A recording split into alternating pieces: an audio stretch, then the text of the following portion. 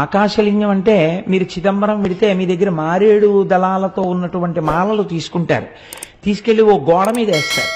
వేస్తే పాపం కొంచెం తెలియని వాళ్ళు ఏం చేస్తారంటే శివలింగం ఎక్కడండి శివలింగం ఎక్కడండి అని ఇలా ఇలా చూస్తూ ఉంటారు. చూస్తుంటే ఆఖరికి వాళ్ళు ఇంకా పదండి అయిపోయింది పూజ అంటారు.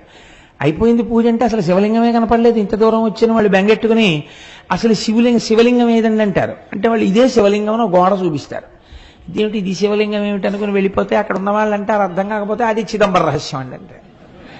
చిదంబర రహస్యం అంటే ఏమిటంటే ఆకాశము అంటే అంతటా వ్యాప్తి చెందినది. అంతటా ఉన్న శివుణ్ణి ఎక్కడున్నాడని మళ్ళీ ప్రత్యేకం మీరు చూపిస్తారు. అందుకని అక్కడ ఏం ఉండదు, గోడ ఉంటుంది, దానికే పూజ అంతే. అంతటా ఉన్నాడు, అది లోపల తెలుసుకుని పూజ చేయడం. కాబట్టి చిదంబరం ఆకాశలింగం, శ్రీకాళహస్తి వాయులింగం. మీకు తెలుసు అక్కడ రెండు జ్యోతులు వెలుగుతుంటాయి ఎప్పుడు.